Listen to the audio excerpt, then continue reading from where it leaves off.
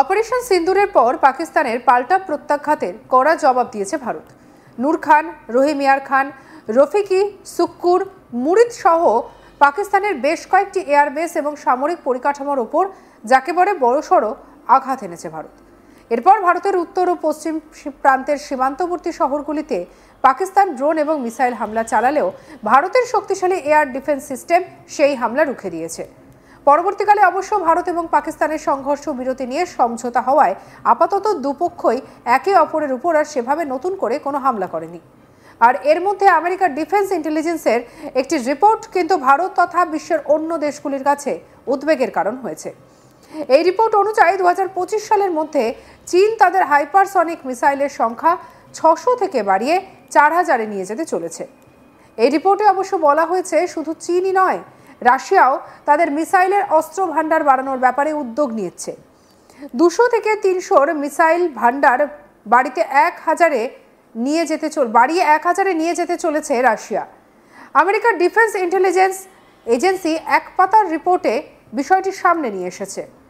আর এই খবর কিন্তু ভারতের কাছেও বেশ উদ্বেগের বলেই মনে করছে সামরিক বিশেষজ্ঞরা।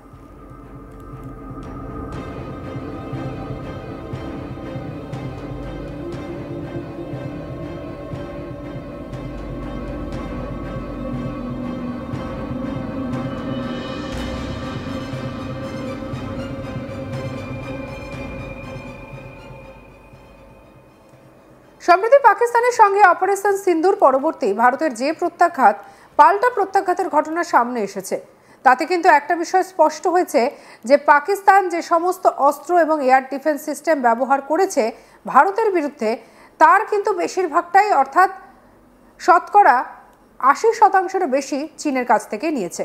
যদিও চীনের তৈরি এয়ার ডিফেন্স সিস্টেমকে জ্যাম করে দিয়ে ভারত হামলা চালানোয় এই এয়ার ডিফেন্স সিস্টেমের গুণগত মান নিয়ে প্রশ্ন উঠতে শুরু করেছে। তবু আগামী দিনে চীন যদি দূরপাল্লার শক্তিশালী এই হাইপারসনিক মিসাইল তৈরি করে আর পাকিস্তান যদি সেগুলি কেনে, তাহলে সহজেই বিষয়টি অনুমেয় ভারতের প্রতিরক্ষা ব্যবস্থার পক্ষে বিষয়টি কিন্তু মোটেই সুখবর নয়।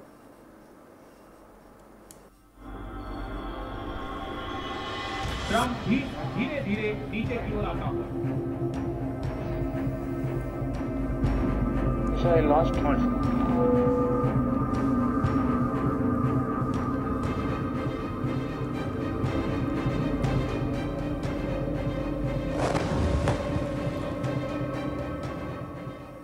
আমেরিকার রিপোর্টে চীন এবং রাশিয়া 2035 সালের মধ্যে এই ধরনের মিসাইলের ভান্ডার বাড়ানোর বিষয়টিকে আমেরিকার কাছে বিপদের আভাস বলেই উল্লেখ করা হয়েছে। কারণ এই দুই দেশের হাতে যে ধরনের হাইপারসনিক মিসাইল রয়েছে তা কিন্তু আমেরিকার আঘাত হানতে পারে। আর এদিকে এই রিপোর্ট প্রকাশ্যে আসার আগেই অবশ্য আমেরিকার প্রেসিডেন্ট ডোনাল্ড ট্রাম্প পেন্টাগনকে আরও উন্নত মিসাইল ডিফেন্স সিস্টেম তৈরি করার নির্দেশ দিয়েছেন। অন্য দেশগুলির হাত থেকে আমেরিকাকে রক্ষা করার উদ্দেশ্যেই তিনি এই নির্দেশ দিয়েছেন বলে খবর।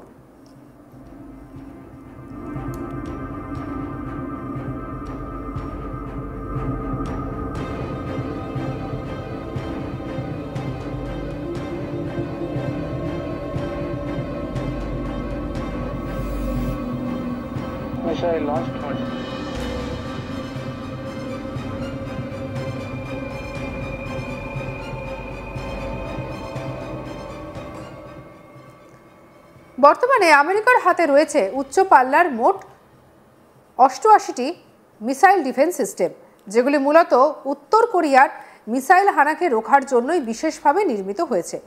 তবে বসে নেই উত্তর কোরিয়াও, তাদের হাতেও আমেরিকাকে আঘাত হানার দূরপাল্লার মিসাইল রয়েছে। এর উপর আবার ইরানও স্পেস লঞ্চার তৈরি করেছে, যেগুলি ইন্টারকন্টিনেন্টাল ব্যালিস্টিক মিসাইল হিসেবেই কাজ করবে। ইরানের ক্ষেত্রেও এই লক্ষ্যমাত্রা 2035 সাল। তবে প্রথাগত ইন্টারকন্টিনেন্টাল ব্যালিস্টিক মিসাইল এবং ক্রুজ মিসাইলের পাশাপাশি আমেরিকার ডিফেন্স ইন্টেলিজেন্স এজেন্সির রিপোর্টে বিশেষভাবে উল্লেখ করা হয়েছে চীন এবং রাশিয়া নাকি মহাকাশে উড়ে গিয়ে আবার পৃথিবীর বায়ুমণ্ডলে ঢুকে নির্দিষ্ট লক্ষ্যে ভূপৃষ্ঠে আঘাত হানতে সক্ষম মিসাইল ব্যবস্থা নিয়ে। সামরিক পরিভাষায় যার নাম ফ্র্যাকশনাল অরবিটার বম্বার্ডমেন্ট সিস্টেম বা FOBS, এটি সহজেই যে কোনো মিসাইল ডিফেন্স সিস্টেমকে ধরাশায়ী করে দিয়ে নির্দিষ্ট লক্ষ্যতে আঘাত হানতে সক্ষম। আমেরিকার রিপোর্টে যে মিসাইলগুলির কথা বলা হয়েছে সেগুলির বেশিরভাগই পারমাণবিক অস্ত্র বহনে সক্ষম।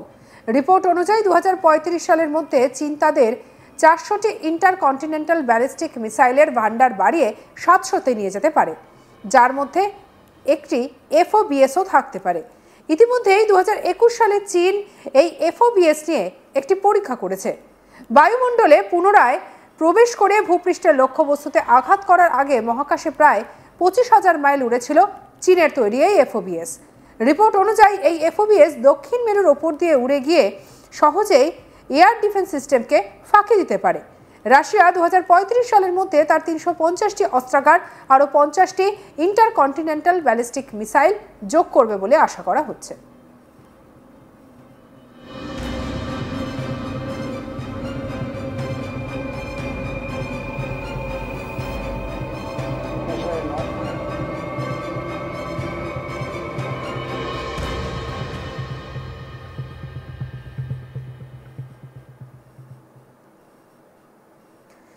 এই মুহূর্তে উত্তর কোরিয়ার হাতে রয়েছে 10টি ইন্টারকন্টিনেন্টাল ব্যালিস্টিক মিসাইল। 2035 সালের মধ্যে সেই সংখ্যাটা 50-এ পৌঁছে যেতে পারে বলেই মনে করা হচ্ছে। ইরানও দূরপাল্লার মিসাইল তৈরির কাজ শুরু করে দিয়েছে। আগামী কয়েক দশকের মধ্যে ইরানের হাতে দূরপাল্লার মিসাইলের সংখ্যা 60-এ পৌঁছে যেতে পারে বলেই সূত্রের খবর। রিপোর্টে একটি ম্যাপ দেখানো হয়েছে যে উত্তর মেরুর ওপর দিয়ে এবং আলাস্কার কাছাকাছি রুটে দূরপাল্লার মিসাইল আমেরিকাকে আক্রমণ করতে পারে। মোবাইল প্ল্যাটফর্ম, বিমান, সাবমেরিন এবং জাহাজ থেকে মিসাইলগুলি আরও দূরে প্রবেশ করতে পারে যদি প্ল্যাটফর্মটি আমেরিকার কাছাকাছি পৌঁছানোর ঝুঁকি নেয়, এমনটাই জানানো হয়েছে রিপোর্টে। বর্তমানে সাবমেরিন থেকে উৎক্ষেপিত ব্যালিস্টিক মিসাইলগুলি এর মধ্যে 72টি রয়েছে চীনের হাতে, 192টি রাশিয়ান মিসাইল রয়েছে। 2035 সালের মধ্যে চীনের হাতে SLBM এর সংখ্যা কমপক্ষে 132টিতে পৌঁছবে বলেই মনে করা হচ্ছে।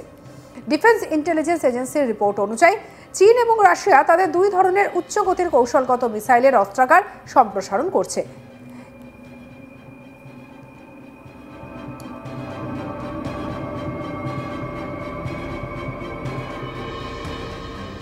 এর মধ্যে একটি প্রকার হলো অ্যারো ব্যালিস্টিক মিসাইল এবং দ্বিতীয়টি হলো হাইপারসনিক গ্লাইড যান, যা মহাকাশের কাছাকাছি উপরের বায়ুমণ্ডলকে অতিক্রম করে এবং মিসাইল ডিফেন্স সিস্টেম এড়াতে সক্ষম।